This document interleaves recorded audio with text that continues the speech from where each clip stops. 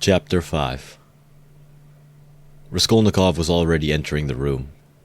He came in looking as though he had the utmost difficulty not to burst out laughing again. Behind him, Razumikin strode in gawky and awkward, shamefaced and red as a peony, with an utterly crestfallen and ferocious expression. His face and whole figure really were ridiculous at that moment, and amply justified Raskolnikov's laughter. Raskolnikov, not waiting for an introduction, bowed to Porfiry Petrovitch, who stood in the middle of the room looking inquiringly at them. He held out his hand and shook hands, still apparently making desperate efforts to subdue his mirth and utter a few words to introduce himself.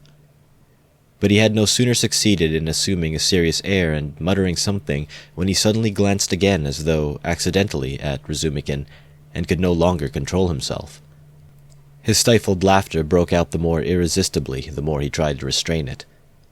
The extraordinary ferocity with which Razumikin received this spontaneous mirth gave the whole scene the appearance of most genuine fun and naturalness.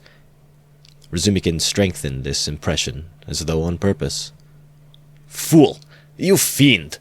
he roared, waving his arm, which at once struck a little round table with an empty tea-glass on it. Everything was sent flying and crashing. "But why break chairs, gentlemen? You know it's a loss to the crown," Porfiry Petrovitch quoted gaily. Raskolnikov was still laughing, with his hand in Porfiry Petrovitch's, but anxious not to overdo it, awaited the right moment to put a natural end to it. Razumikin, completely put to confusion by upsetting the table and smashing the glass, gazed gloomily at the fragments, cursed, and turned sharply to the window, where he stood looking out with his back to the company with a fiercely scowling countenance, seeing nothing. Porfiry Petrovitch laughed, and was ready to go on laughing, but obviously looked for explanations. Zametov had been sitting in the corner, but he rose at the visitor's entrance and was standing in expectation with a smile on his lips, though he looked with surprise, and even it seemed incredulity at the whole scene, and at Raskolnikov with a certain embarrassment. Zametov's unexpected presence struck Raskolnikov unpleasantly. "I've got to think of that," he thought. "Excuse me, please," he began, affecting extreme embarrassment. "Raskolnikov." "Not at all. Very pleasant to see you. And how pleasantly you've come in. Why, won't he even say good morning?" Porfiry Petrovitch nodded at Razumikin. "Upon my honor, I don't know why he is in such a rage with me. I only told him as we came along that he was like Romeo. And he proved it. And that was all, I think." "Pig!" ejaculated Razumikin, without turning around. "There must have been very grave grounds for it, if he is so furious at the word," Porfiry laughed. "Oh, you sharp lawyer! Damn you all!" snapped Razumikin, and suddenly bursting out laughing himself, he went up to Porfiry with a more cheerful face, as though nothing had happened. "That'll do. We are all fools. To come to business, this is my friend Rodion Romanovich Raskolnikov. In the first place, he has heard of you and wants to make your acquaintance, and secondly, he has a little matter of business with you. Bah, Zametov, what brought you here? Have you met before? Have you known each other long?" "What does this mean?" thought Raskolnikov uneasily. Zametov seemed taken aback, but not very much so. "Why, it was at your rooms we met yesterday," he said easily. "Then I have been spared the trouble. All last week he was begging me to introduce him to you. Porfiry and you have sniffed each other out without me. Where is your tobacco?" Porfiry Petrovitch was wearing a dressing gown, very clean linen, and trodden-down slippers. He was a man of about 35, short, stout, even to corpulence, and clean-shaven. He wore his hair cut short and had a large round head, particularly prominent at the back. His soft, round, rather snub-nosed face was of a sickly yellowish color, but had a vigorous and rather ironical expression. It would have been good-natured except for a look in the eyes, which shone with a watery, mawkish light under almost white blinking eyelashes. The expression of those eyes was strangely out of keeping with his somewhat womanish figure, and gave it something far more serious than could be guessed at first sight. As soon as Porfiry Petrovitch heard that his visitor had a little matter of business with him, he begged him to sit down on the sofa, and sat down himself on the other end, waiting for him to explain his business, with that careful and over-serious attention which is at once oppressive and embarrassing, especially to a stranger, and especially if what you are discussing is, in your opinion, of far too little importance for such exceptional solemnity. But in brief and coherent phrases, Raskolnikov explained his business clearly and exactly, and was so well satisfied with himself that he even succeeded in taking a good look at Porfiry. Porfiry Petrovitch did not once take his eyes off him. Razumikin, sitting opposite at the same table, listened warmly and impatiently, looking from one to the other every moment with rather excessive interest. "Fool," Raskolnikov swore to himself. "You have to give information to the police," Porfiry replied with the most business-like air. "That having learnt of this incident, that is of the murder, you begin to inform the lawyer in charge of the case that such and such things belong to you, and that you desire to redeem them, but they will write to you. That's just the point, that at the present moment," Raskolnikov tried his utmost to feign embarrassment, "I am not quite in funds, and even this trifling sum is beyond me. I only wanted, you see, for the present to declare that things are mine, and that when I have money—" "That's no matter," answered Porfiry Petrovitch, receiving his explanation of his pecuniary position coldly. "But if you can, if you prefer, write straight to me, to say that having been informed of the matter, and claiming such and such as your property, you beg—" "On an ordinary sheet of paper?" Raskolnikov interrupted eagerly, again interested in the financial side of the question. "Oh, the most ordinary." And suddenly Porfiry Petrovitch looked with obvious irony at him, screwing up his eyes, and, as it were, winking at him. But perhaps it was Raskolnikov's fancy, for it all but lasted a moment. There was certainly something of the sort. Raskolnikov could have sworn he winked at him. Goodness knows why. "He knows," flashed through his mind like lightning. "Forgive my troubling you about such trifles," he went on a little disconcerted. "The things are only worth 5 rubles, but I prize them particularly for the sake of those for whom they came to me, and I must confess that I was alarmed when I heard—" "That's why you were so much struck when I mentioned to Zossimov that Porfiry was inquiring for everyone who had pledges," Razumikin put in with obvious intention. This was really unbearable. Raskolnikov could not help glancing at him with a flash of vindictive anger in his black eyes, but immediately recollected himself. "You seem to be jeering at me, brother," he said to him with a well-feigned irritability. "I dare say I do seem to you absurdly anxious about such trash, but you mustn't think me selfish or grasping for that, and these two things may be anything but trash in my eyes. I told you just now that the silver watch, though it's not worth a cent, is the only thing left us of my father's. You may laugh at me, but my mother is here." He turned suddenly to Porfiry. "And if she knew—" He turned again hurriedly to Razumikin, carefully making his voice tremble, "that the watch is lost, she would be in despair. You know what women are." "Not a bit of it. I didn't mean that at all.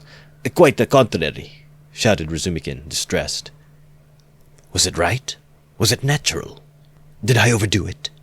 Raskolnikov asked himself in a tremor. "Why did I say that about women?" "Oh, your mother is with you?" Porfiry Petrovitch inquired. "Yes. When did she come?" "Last night." Porfiry paused as though reflecting.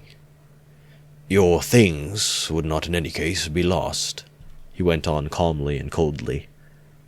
"I have been expecting you here for some time." And as though that was a matter of no importance, he carefully ordered the ashtray to Razumikin, who was ruthlessly scattering cigarette ash over the carpet. Raskolnikov shuddered, but Porfiry did not seem to be looking at him, and was still concerned with Razumikin's cigarette. "What? Expecting him? Why, did you know that he had pledges there?" cried Razumikin. Porfiry Petrovitch addressed himself to Raskolnikov. "Your things. The ring and the watch were wrapped up together, and on the paper your name was legibly written in pencil, together with the date on which you left them with her." "How observant you are." Raskolnikov smiled awkwardly, doing his very utmost to look him straight in the face. But he failed, and suddenly added, "I say that because I suppose there were a great many pledges, that it must be difficult to remember them all, but that you remember them all so clearly, and... Stupid, feeble, he thought. Why did I add that? But we all know who had pledges, and you are the only one who hasn't come forward," Porfiry answered with hardly perceptible irony. "I haven't been quite well." "I heard that too. I heard, indeed, that you were in great distress about something. You look pale still." "I'm not pale at all. No, I'm quite well," Raskolnikov snapped out rudely and angrily, completely changing his tone. His anger was mounting. He could not repress it.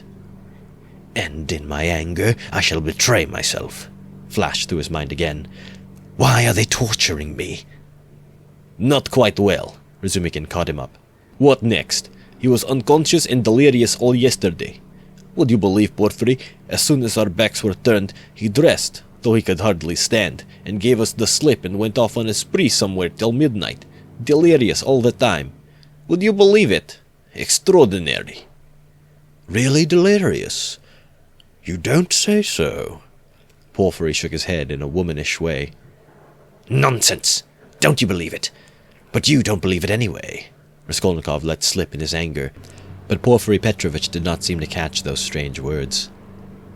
"But how could you have gone out if you hadn't been delirious?" Razumikin got hot suddenly. "What did you go out for? What was the object of it? And why on the sly? Were you in your senses when you did it? Now that all danger is over, I can speak plainly." "I was awfully sick of them yesterday," Raskolnikov addressed Porfiry suddenly with a smile of insolent defiance. "I ran away from them to take lodgings where they wouldn't find me, and I took a lot of money with me. Mr. Zametov there saw it. I say, Mr. Zametov, was I sensible or delirious yesterday? Settle our dispute." He could have strangled Zametov at that moment, so hateful was his expression and his silence to him. "In my opinion, you talked sensibly and even artfully, but you were extremely irritable," Zametov pronounced dryly. "And Nikodim Fomitch was telling me today," put in Porfiry Petrovitch, "that he met you very late last night in the lodging of a man who had been run over." "And there," said Razumikin, "weren't you mad then? You gave your last penny to the widow for the funeral, and if you wanted to help, give 15 or 20 even, but keep 3 rubles for yourself at least. But he flung away all the 25 at once." "Maybe I found a treasure somewhere, and you know nothing of it. So that's why I was liberal yesterday.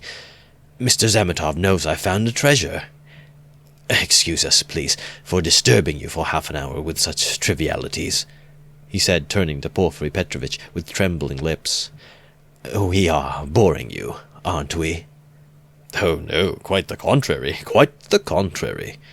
If only you knew how you interest me. It's interesting to look on and listen, and I am really glad you have come forward at last." "But you might have given us some tea. My throat's dry," cried Razumikin. "Capital idea. Perhaps we will all keep you company. Wouldn't you like something more essential before tea?" "Get along with you." Porfiry Petrovitch went out to order tea. Raskolnikov's thoughts were in a whirl. He was in terrible exasperation. "The worst of it is they don't disguise it. They don't care to stand on ceremony. And how, if you didn't know me at all, did you come to Nikodim Fomitch about me? So they don't care to hide that they are tracking me like a pack of dogs. They simply spit in my face." He was shaking with rage. "Come, strike me openly. Don't play with me like a cat with a mouse. It's hardly civil, Porfiry Petrovitch, but perhaps I won't allow it. I shall get up and throw the whole truth in your ugly faces, and you'll see how I despise you." He could hardly breathe.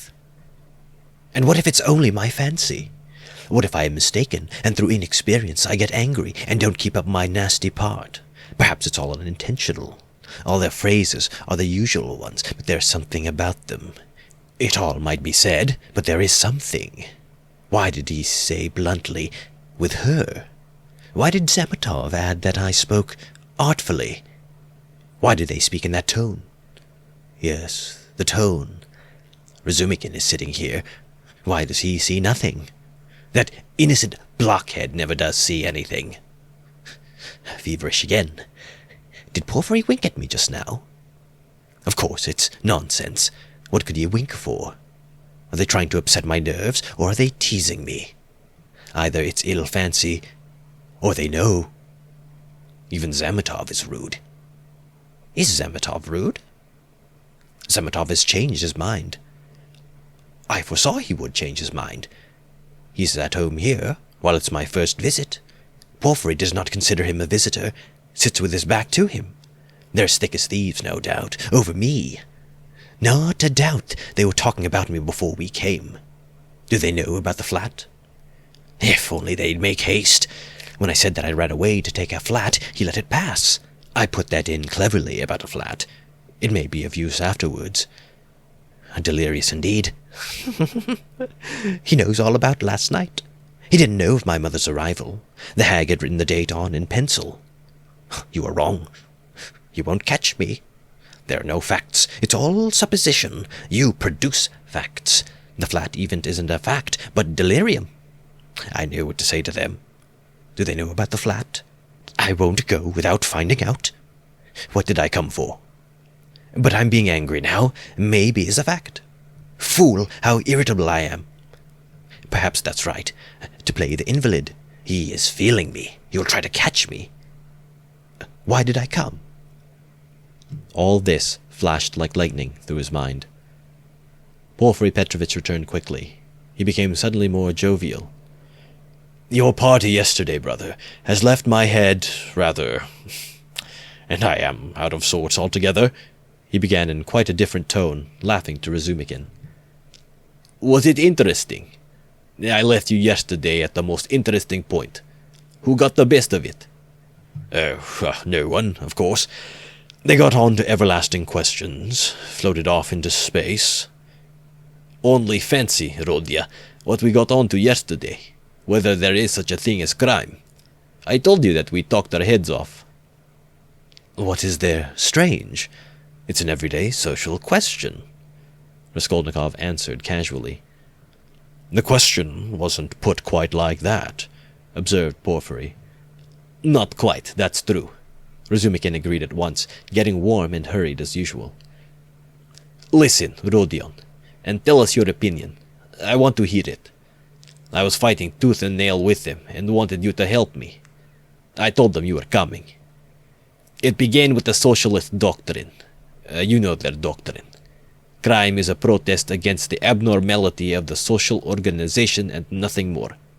And nothing more, no other causes admitted.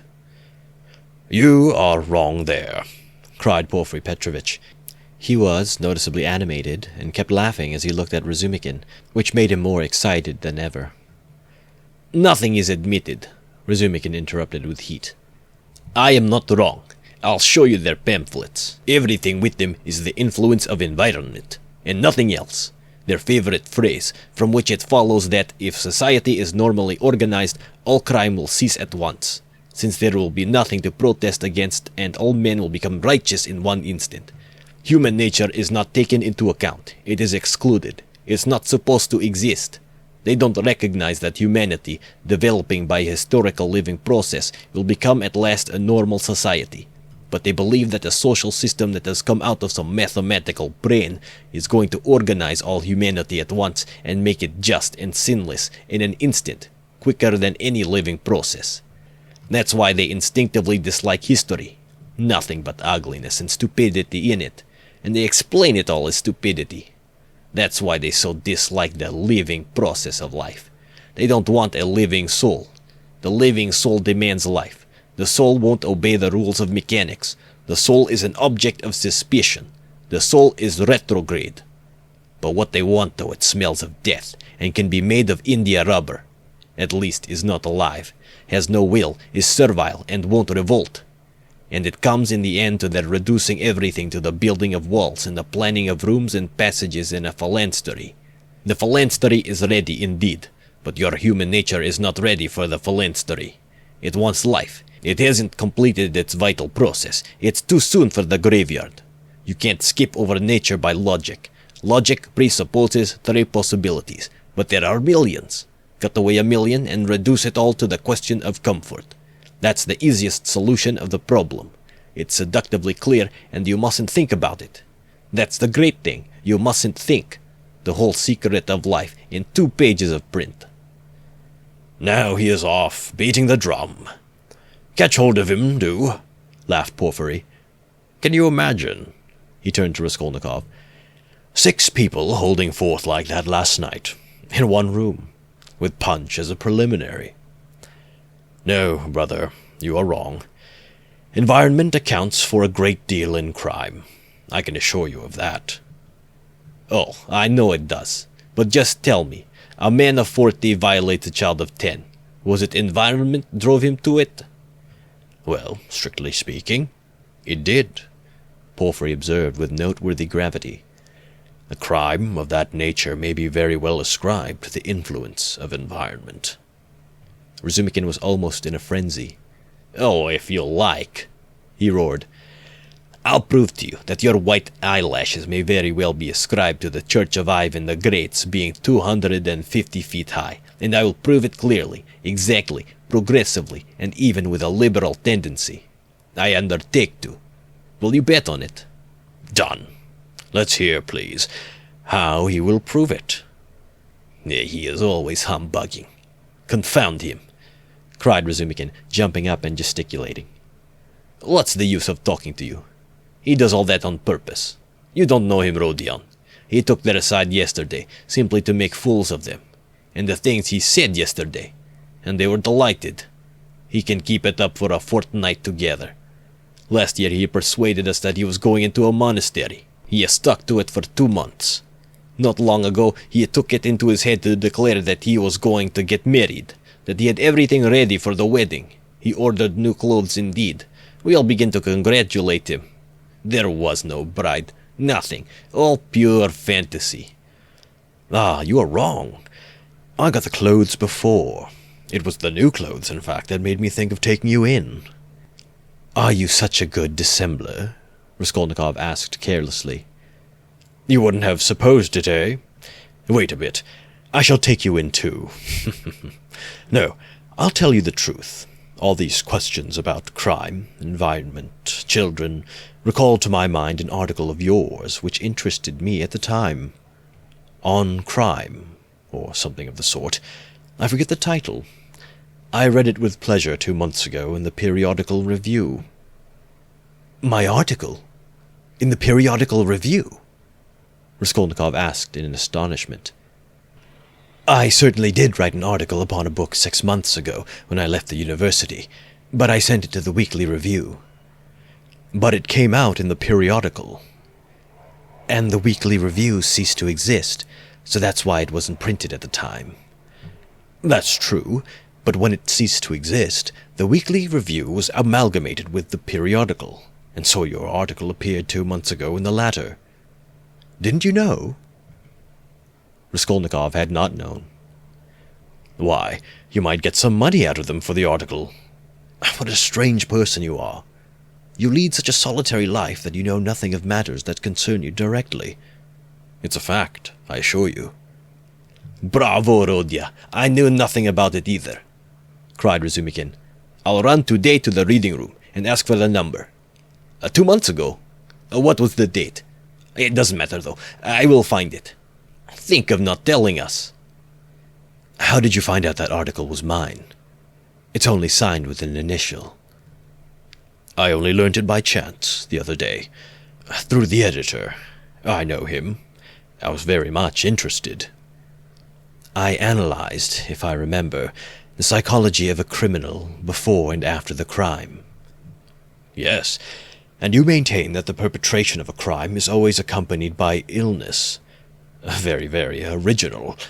But it was not that part of your article that interested me so much, but an idea at the end of the article which I regret to say you merely suggested without working it out clearly. There is, if you recollect, a suggestion that there are certain persons who can, that is, not precisely are able to, but have a perfect right to commit breaches of morality and crimes, and that the law is not for them. Raskolnikov smiled at the exaggerated and intentional distortion of his idea. What? What do you mean? A right to crime? But not because of the influence of environment? Razumikin inquired with some alarm even. No, not exactly because of it, answered Porfiry. In his article, all men are divided into ordinary and extraordinary. Ordinary men have to live in submission, have no right to transgress the law, because, don't you see, they are ordinary. But extraordinary men have a right to commit any crime and to transgress the law in any way, just because they are extraordinary. That was your idea, if I'm not mistaken. What do you mean? That can't be right, Razumikin muttered in bewilderment. Raskolnikov smiled again. He saw the point at once and knew where they wanted to drive him. He decided to take up the challenge. That wasn't quite my contention, he began simply and modestly. Yet I admit that you have stated it almost correctly, perhaps, if you like, perfectly so. It almost gave him pleasure to admit this. The only difference is that I don't contend that extraordinary people are always bound to commit breaches of morals, as you call it. In fact, I doubt whether such an argument could be published. I simply hinted that an extraordinary man has the right, that is, not an official right, but an inner right to decide in his own conscience to overstep certain obstacles, and only in case it is essential for the practical fulfillment of his idea. You say that my article is definite. I am ready to make it as clear as I can. Perhaps I am right in thinking you want me to. Very well. I maintain that if the discoveries of Kepler and Newton could not have been made known except by sacrificing the lives of 1, a dozen, 100 or more men, Newton would have had the right, would indeed have been in duty bound, to eliminate the dozen or the 100 men for the sake of making his discoveries known to the whole of humanity. But it does not follow from that Newton had a right to murder people right and left, and to steal every day in the market. Then, I remember, I maintain in my article that legislators and leaders of men, such as Lycurgus, Solon, Mahomet, Napoleon, and so on, were all without exception criminals, from the very fact that, making a new law, they transgressed the ancient one, handed down from their ancestors, and held sacred by the people, and they did not stop short at bloodshed either, if that bloodshed, often of innocent persons fighting bravely in defense of ancient law, were of use to their cause. It's remarkable, in fact, that the majority, indeed, of these benefactors and leaders of humanity were guilty of terrible carnage. In short, I maintain that all great men, or even men a little out of the common, that is to say, capable of giving some new word, must from their very nature be criminals. More or less, of course. Otherwise it's hard for them to get out of the common rut, and to remain in the common rut is what they can't submit to. From their very nature again, and to my mind they ought not, indeed, to submit to it. You see that there is nothing particularly new in all that. The same thing has been printed and read 1,000 times before. As for my division of people into ordinary and extraordinary, I acknowledge that it's somewhat arbitrary, but I don't insist upon exact numbers. I only believe in my leading idea that men are in general divided by a law of nature into 2 categories: inferior, ordinary, that is, so to say, material, that serves only to reproduce its kind, and men who have the gift or the talent to utter a new word. There are, of course, innumerable subdivisions, but the distinguishing features of both categories are fairly well marked. The first category, generally speaking, are men conservative in temperament and law-abiding. They live under control, and love to be controlled. To my thinking, it is their duty to be controlled, because that's their vocation, and there's nothing humiliating in it for them. The second category all transgress the law. They are destroyers, or disposed to destruction according to their capacities. The crimes of these men are, of course, relative and varied, For the most part, they seek in varied ways the destruction of the present for the sake of the better. But if such a one is forced for the sake of his idea to step over a corpse or wade through blood, he can, I maintain, find within himself, in his conscience, a sanction for wading through blood. That depends on the idea and its dimensions. Note that. It's only in that sense I speak of their right to crime in my article. There's no need for such anxiety, however. The masses will scarcely ever admit this right. They punish them or hang them, and in doing so fulfill quite justly their conservative vocation. But the same masses set these criminals on a pedestal in the next generation and worship them. The first category is always the man of the present, the second the man of the future.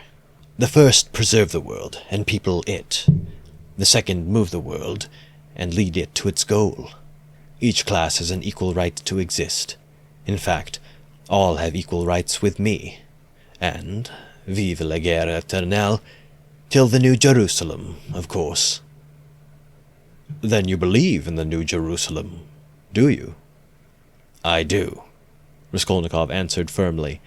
As he said these words, and during the whole preceding tirade, he kept his eyes on one spot on the carpet. And do you believe in God? Excuse my curiosity. I do, repeated Raskolnikov, raising his eyes to Porfiry.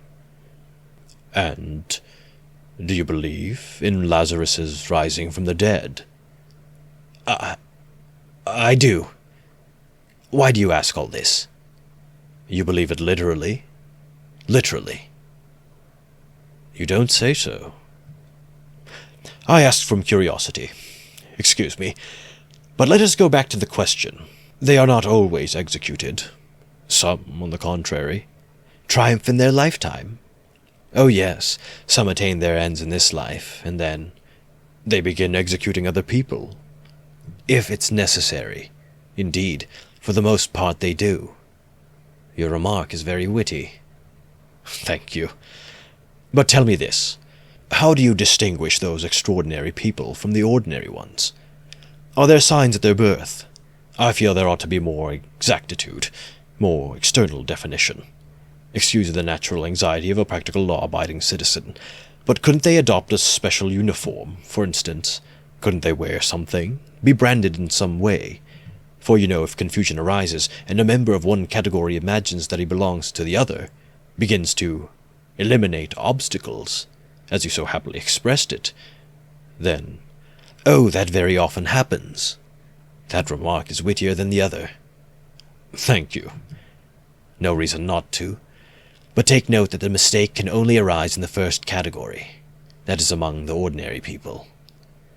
In spite of their predisposition to obedience, very many of them, through a playfulness of nature, sometimes vouchsafed even to the cow, like to imagine themselves advanced people, destroyers, and to push themselves into the new movement, and this quite sincerely.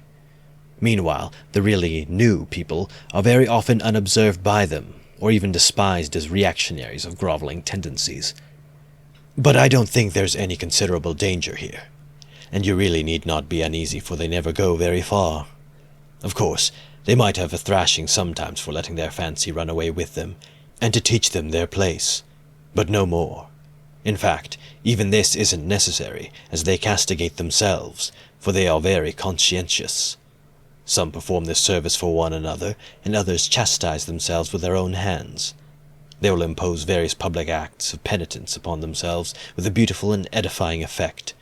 In fact, you've nothing to be uneasy about. It's a law of nature.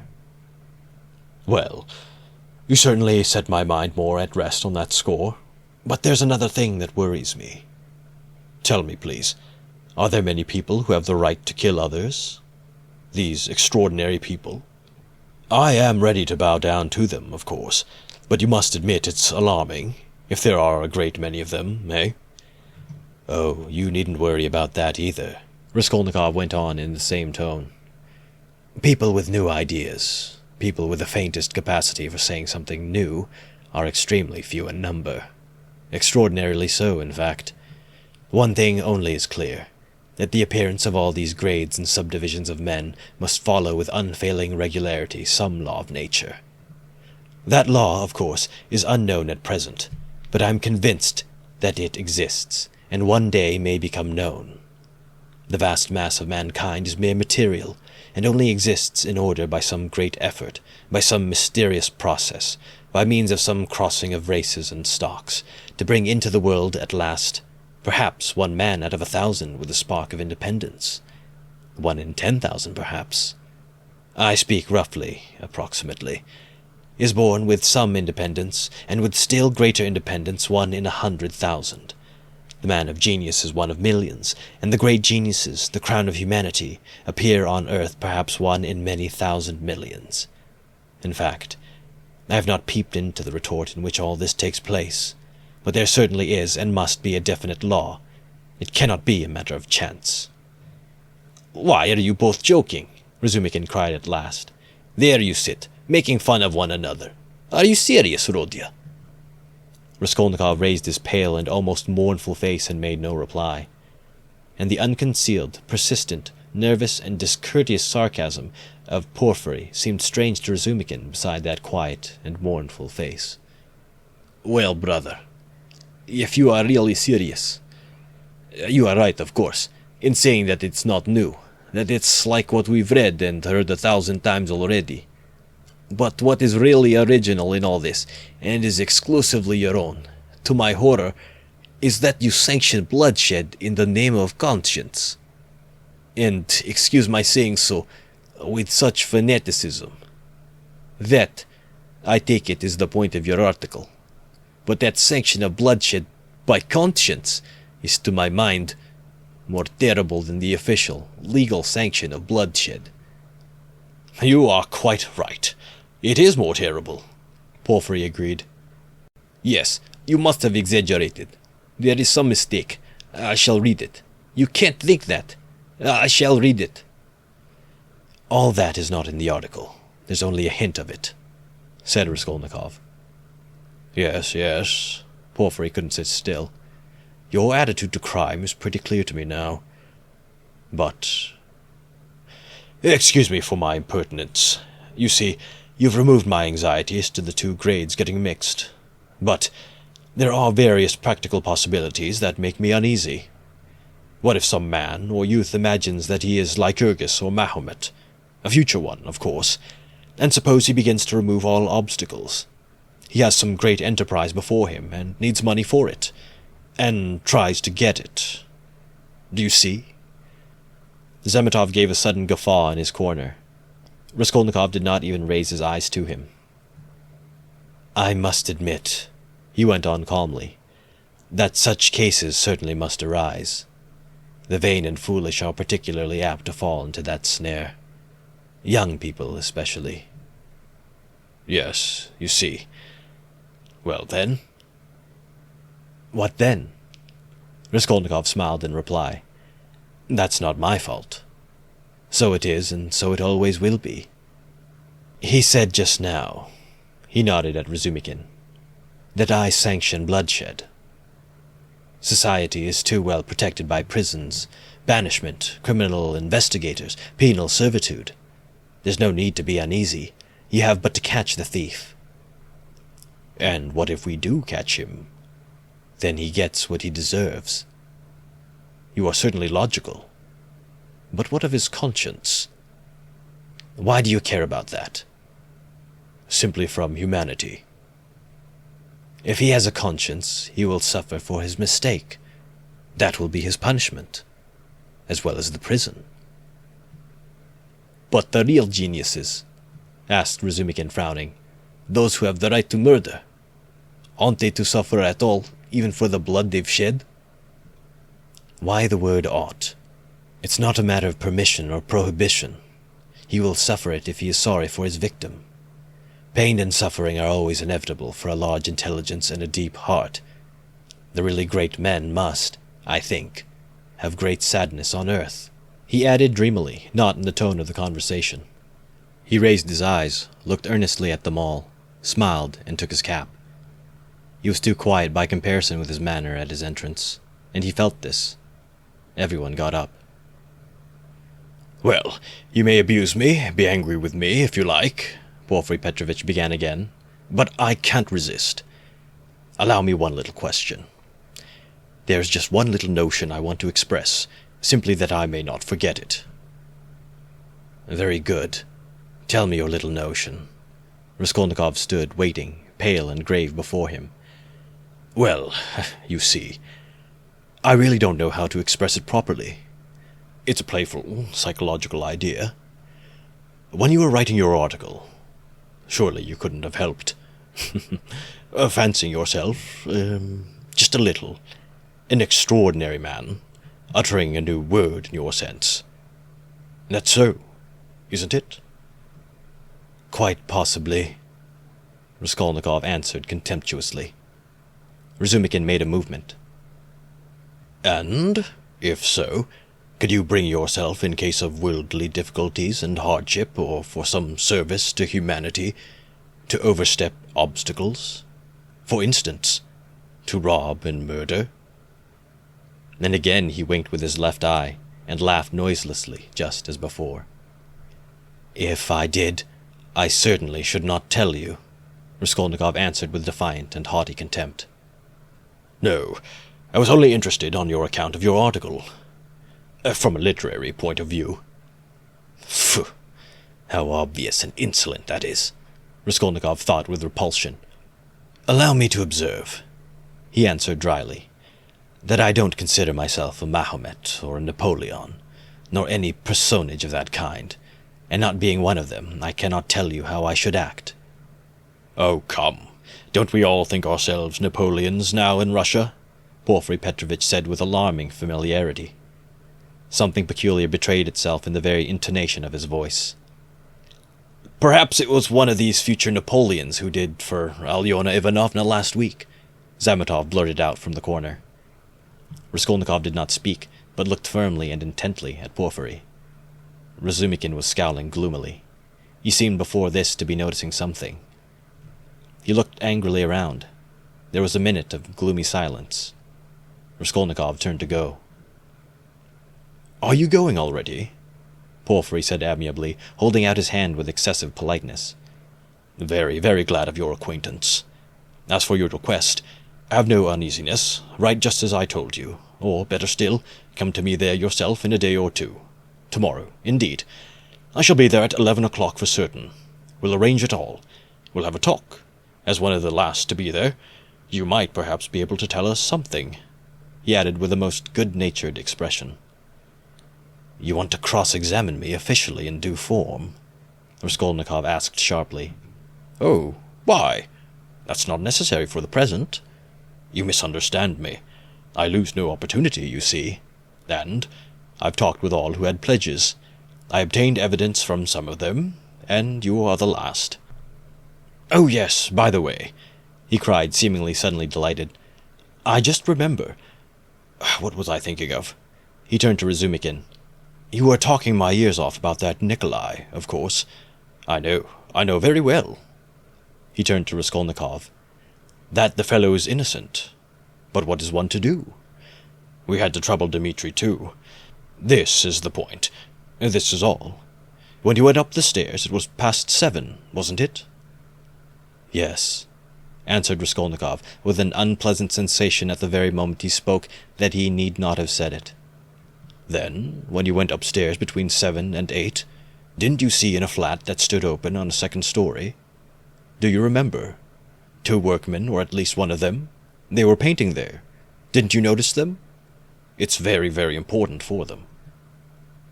"Painters?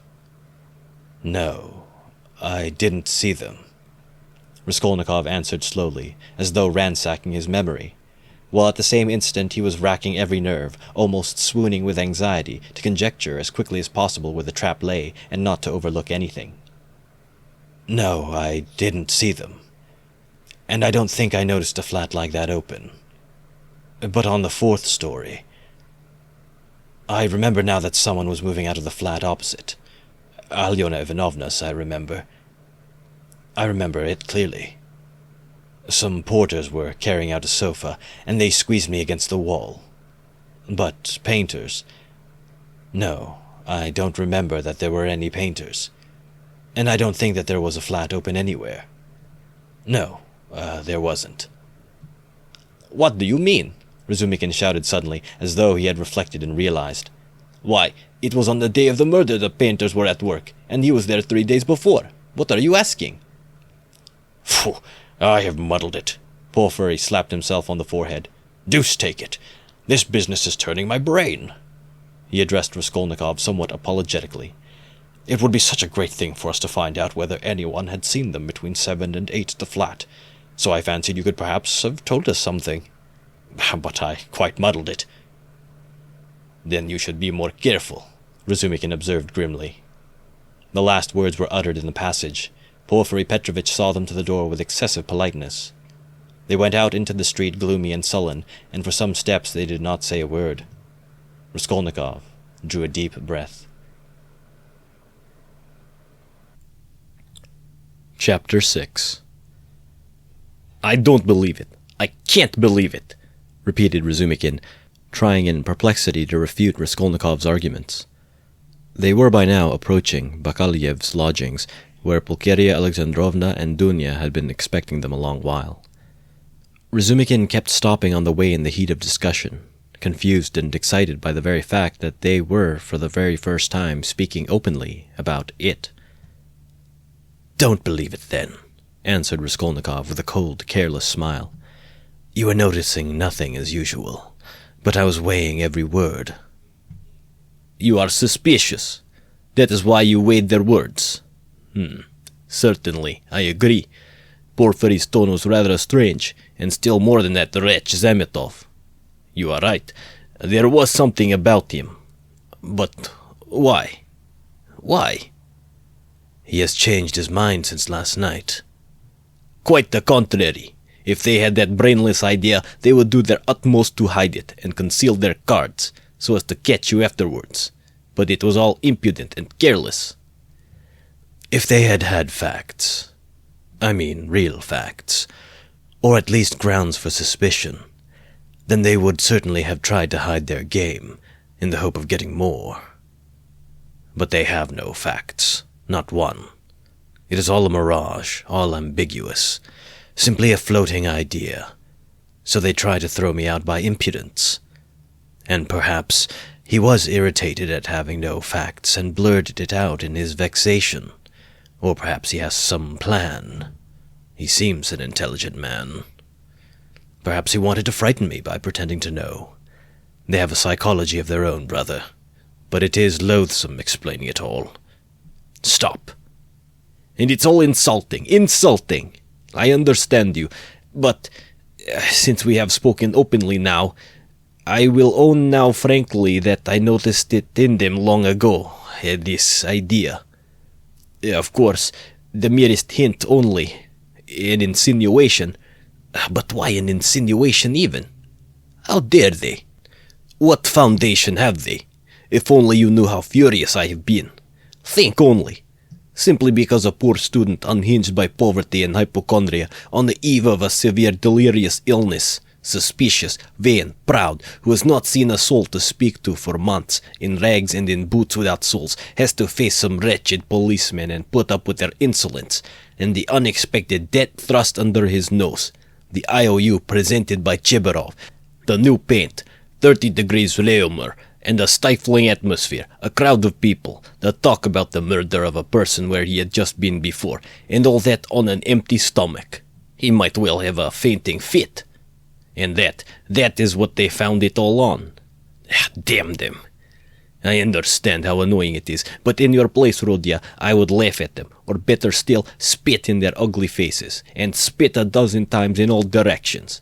I'd hit out in all directions, neatly too, and so I'd put an end to it. Damn them. Don't be downhearted. It's a shame. He really has put it well, though, Raskolnikov thought. Damn them. But the cross-examination again, tomorrow, he said with bitterness. Must I really enter into explanations with them? I feel vexed as it is, that I condescended to speak to Zametov yesterday in the restaurant. Damn it! I will go myself to Porphyry. I will squeeze it out of him, as one of the family. He must let me know the ins and outs of it all. And as for Zametov, At last he sees through him, thought Raskolnikov. "Stay!" cried Razumikin, seizing him by the shoulder again. "Stay! You are wrong. I have thought it out. You are wrong. How was that a trap? You say that the question about the workmen was a trap, but if you had done that, could you have said you had seen them painting the flat and the workmen? On the contrary, you would have seen nothing, even if you had seen it. Who would own it against himself?" If I had done that thing, I should certainly have said that I had seen the workmen and the flat, Raskolnikov answered, with reluctance and obvious disgust. "But why speak against yourself?" Because only peasants or the most inexperienced novices deny everything flatly at examinations.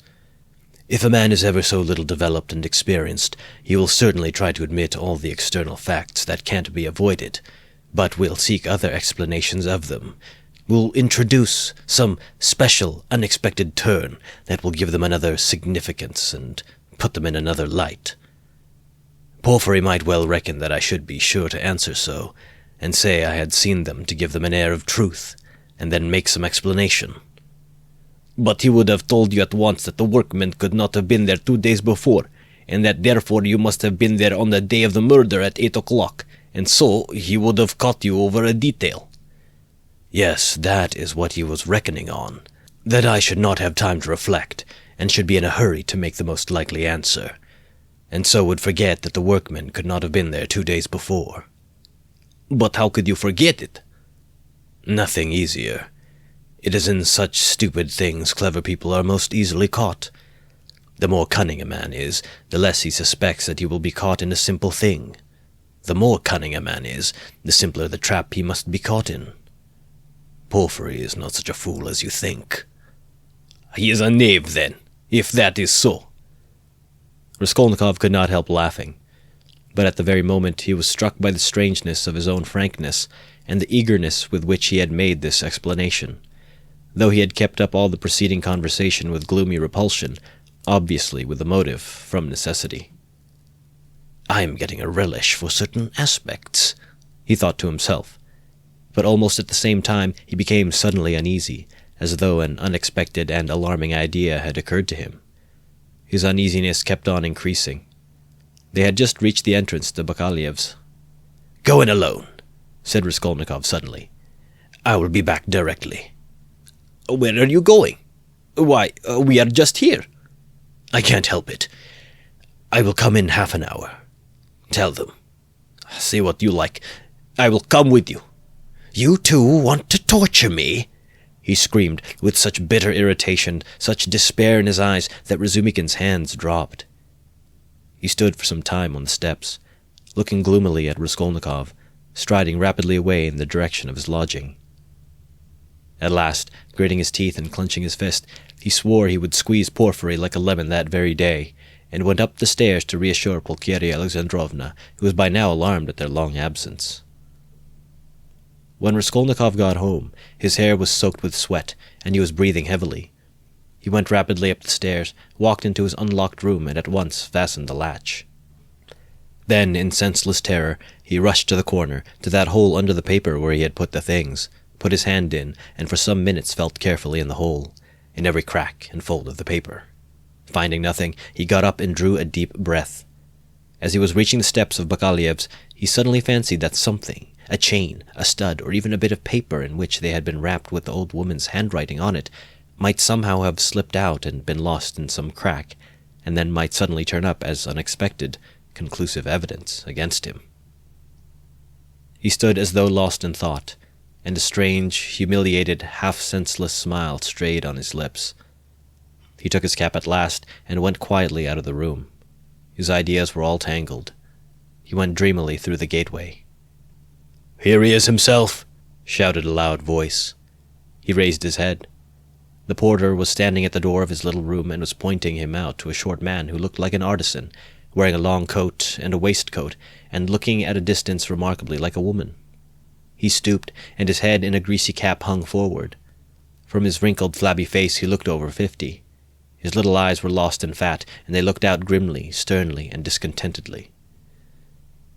"What is it?" Raskolnikov asked, going up to the porter. The man stole a look at him from under his brows, and he looked at him attentively, deliberately. Then he turned slowly and went out of the gate into the street without saying a word.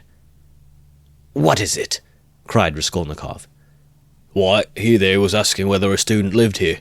Mentioned your name and whom you lodged with. I saw you coming in, pointed you out, and you went away.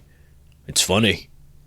The porter, too, seemed rather puzzled, but not much so, and after wondering for a moment, he turned and went back to his room.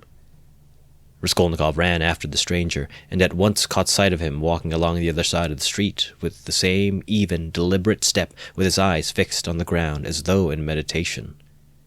He soon overtook him, but for some time walked behind him. At last, moving on to a level with him, he looked at his face.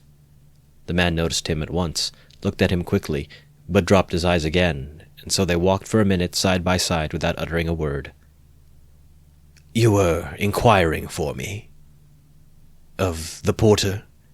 Raskolnikov said at last, but in a curiously quiet voice. The man made no answer. He didn't even look at him. Again they were both silent. "Why do you come and ask for me, and say nothing? What's the meaning of it?"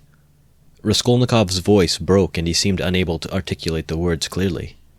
The man raised his eyes this time and turned a gloomy, sinister look at Raskolnikov. "Murderer!" he said suddenly in a quiet but clear and distinct voice. Raskolnikov went on walking beside him. His legs felt suddenly weak. A cold shiver ran down his spine, and his heart seemed to stand still for a moment, then suddenly began throbbing as though it were set free. So they walked for about 100 paces, side by side in silence. The man did not look at him. "What do you mean? Who is a murderer?" muttered Raskolnikov, hardly audibly. "You are a murderer," the man answered, still more articulately and emphatically, with a smile of triumphant hatred, and again he looked straight into Raskolnikov's pale face and stricken eyes. They had just reached the crossroads. The man turned to the left without looking behind him. Raskolnikov remained standing, gazing after him. He saw him turn round 50 paces away and look back at him, still standing there. Raskolnikov could not see clearly, but he fancied that he was again smiling the same smile of cold hatred and triumph.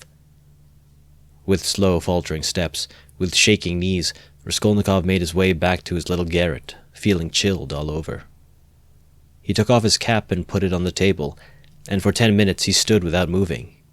Then he sank exhausted on the sofa, and with a weak moan of pain he stretched himself on it. So he lay for half an hour. He thought of nothing. Some thoughts or fragments of thoughts, some images without order or coherence floated before his mind. Faces of people he had seen in his childhood or met somewhere once, whom he would never have recalled. The belfry of the church at V, the billiard table in a restaurant, and some officers playing billiards. The smell of cigars in some underground tobacco shop, a tavern room, a back staircase quite dark, all sloppy with dirty water and strewn with eggshells, and the Sunday bells floating in from somewhere. The images followed one another, whirling like a hurricane. Some of them he liked and tried to clutch at, but they faded, and all the while there was an oppression within him. But it was not overwhelming. Sometimes it was even pleasant. The slight shivering still persisted, but that too was an almost pleasant sensation. He heard the hurried footsteps of Razumikin. He closed his eyes and pretended to be asleep. Razumikin opened the door and stood for some time in the doorway as though hesitating. Then he stepped softly into the room and went cautiously to the sofa. Raskolnikov heard Nastasia's whisper, "Don't disturb him. Let him sleep. He can have his dinner later." "Quite so," answered Razumikin. Both withdrew carefully and closed the door. Another half-hour passed. Raskolnikov opened his eyes, turned on his back again, clasping his hands behind his head. "Who is he? Who is that man who sprang out of the earth? Where was he? What did he see?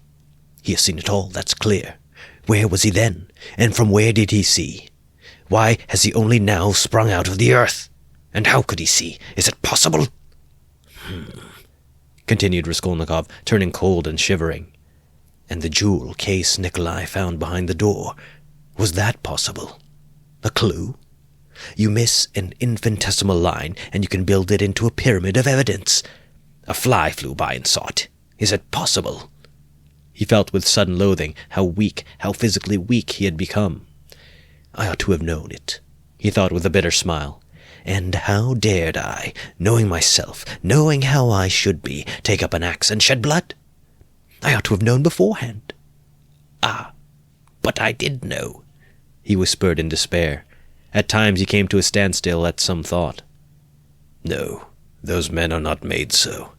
The real master, to whom is all permitted storms Toulon, makes a massacre in Paris, forgets an army in Egypt, wastes 500,000 men in the Moscow expedition, and gets off with a jest at Vilna. And altars are all set up to him after his death, and so all is permitted. No, such people, it seems, are not made of flesh, but of bronze. One sudden irrelevant idea almost made him laugh. Napoleon, the pyramids, Waterloo, and a wretched skinny old woman, a pawnbroker with a red trunk under her bed. It's a nice hash for Porfiry Petrovitch to digest. How can they digest it? It's too inartistic. A Napoleon creep under an old woman's bed. Oh, how loathsome. At moments he felt he was raving. He sank into a state of feverish excitement. The old woman is of no consequence, he thought hotly and incoherently. The old woman was a mistake, perhaps, but she is not what matters. The old woman was only an illness. I was in a hurry to overstep. I didn't kill a human being, but a principle. I killed the principle, but I didn't overstep. I stopped on this side. I was only capable of killing. And it seems I wasn't even capable of that. Principle? Why was that fool Razumikin abusing the socialists? They are industrious commercial people. The happiness of all is their case. No, life is only given to me once, and I shall never have it again. I don't want to wait for the happiness of all. I want to live myself, or else better not live at all. I simply couldn't pass by my mother starving, keeping my ruble in my pocket while I waited for the happiness of all. I'm putting my little brick into the happiness of all, and so my heart is at peace. Why have you let me slip? I only live once. I too want. I'm an aesthetic louse, and nothing more, he added suddenly, laughing like a madman. Yes, I'm certainly a louse, he went on, clutching at the idea, gloating over it, and playing with it with vindictive pleasure. In the first place, because I can reason that I am one, and secondly, because for a month past I have been troubling benevolent Providence, calling it to witness that not for my own fleshly lusts did I undertake it, but with a grand and noble object. Thirdly, because I aimed at carrying it out as justly as possible, weighing, measuring, and calculating. Of all the lice I picked out the most useless one, and proposed to take from her only as much as I needed for the first step, no more, no less. And what shows that I am utterly a louse, he added, grinding his teeth, is that I am perhaps viler and more loathsome than the louse I killed. And I felt beforehand that I should tell myself so after killing her. Can anything be compared with the horror of that? The vulgarity, the abjectness. I understand the prophet with his saber on his steed. Allah commands, and trembling creation must obey. The prophet is right. He is right when he sets a battery across the street and blows up the innocent and the guilty without deigning to explain. It's for you to obey, trembling creation, and not to have desires, for that's not for you. I shall never, never forgive the old woman. His hair was soaked with sweat. His quivering lips were parched. His eyes were fixed on the ceiling. Mother, sister, how I loved them. Why do I hate them now? Yes, I hate them. I feel a physical hatred for them. I can't bear them near me. I went up to my mother and kissed her. I remember. To embrace her and think if she only knew. Shall I tell her then? That's just what I might do. She must be the same as I am, he added, straining himself to think, as it were struggling with delirium. Ah, how I hate the old woman now. I feel I should kill her again if she came to life. Poor Lizaveta. Why did she come in? It's strange, though. Why is it scarcely ever think of her, as though I hadn't killed her? Lizaveta? Sonia? Poor gentle things with gentle eyes. Dear women. Why don't they weep? Why don't they moan? They give up everything.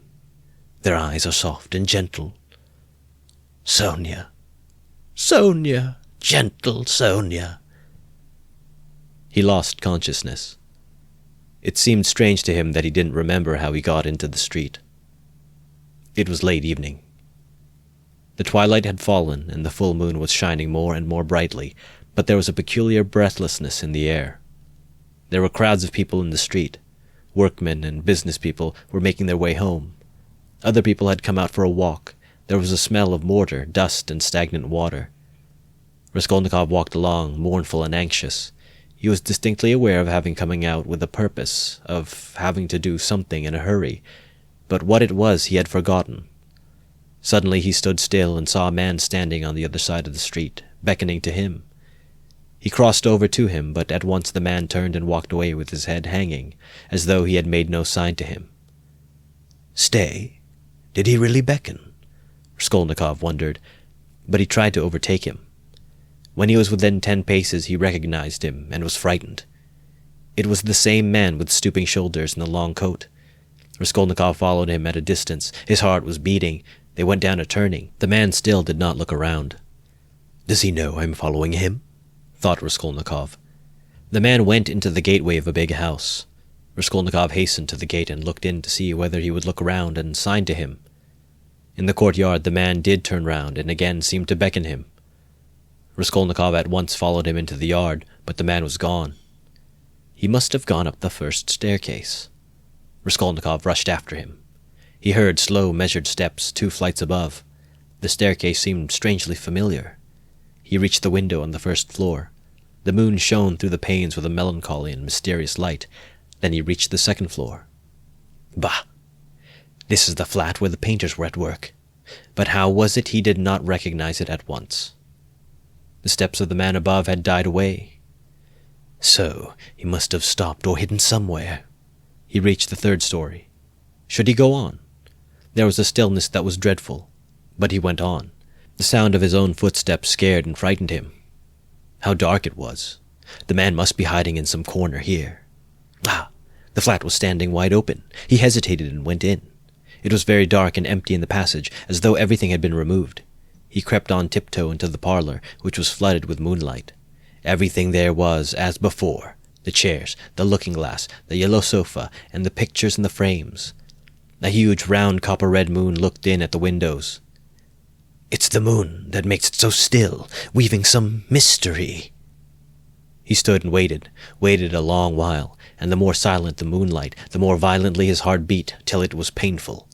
And still the same hush. Suddenly he heard a momentary sharp crack like the snapping of a splinter, and all was still again. A fly flew up suddenly and struck the window pane with a plaintive buzz. At that moment he noticed in the corner between the window and the little cupboard something like a cloak hanging on the wall. Why is that cloak here? He thought. It wasn't there before. He went up to it quietly and felt that there was someone hiding behind it.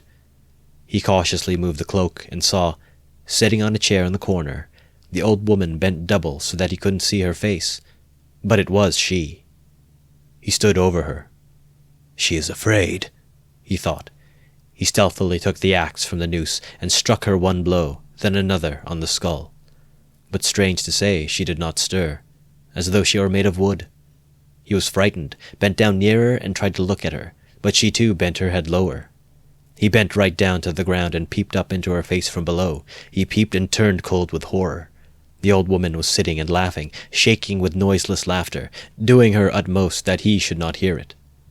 Suddenly he fancied that the door from the bedroom was opened a little, and that there was laughter and whispering within. He was overcome with frenzy, and he began hitting the old woman on the head with all his force, but at every blow of the axe the laughter and whispering from the bedroom grew louder, and the old woman was simply shaking with mirth. He was rushing away, but the passage was full of people. The doors of the flat stood open, and on the landing, on the stairs, and everywhere below there were people, rows of heads, all looking, but huddled together in silence and expectation. Something gripped his heart. His legs were rooted to the spot. They would not move. He tried to scream and woke up. He drew a deep breath, but his dream seemed strangely to persist. His door was flung open, and a man whom he had never seen stood in the doorway watching him intently. Raskolnikov had hardly opened his eyes, and he instantly closed them again. He lay on his back without stirring. Is it still a dream? He wondered, and again raised his eyelids hardly perceptibly. The stranger was standing in the same place, still watching him. He stepped cautiously into the room, carefully closing the door after him, went up to the table, paused a moment, still keeping his eyes on Raskolnikov, and noiselessly seated himself on the chair by the sofa. He put his hat on the floor beside him, and leaned his hands on his cane and his chin on his hands. It was evident that he was prepared to wait indefinitely. As far as Raskolnikov could make out from his stolen glances, he was a man no longer young, stout, with a full, fair, almost whitish beard. 10 minutes passed. It was still light, but beginning to get dusk. There was a complete stillness in the room. Not a sound came from the stairs. Only a big fly buzzed and fluttered against the window pane. It was unbearable at last. Raskolnikov suddenly got up and sat on the sofa. Come, tell me what you want. I knew you were not asleep, but only pretending, the stranger answered oddly, laughing calmly. Arkady Ivanovich Svidrigailov. Allow me to introduce myself.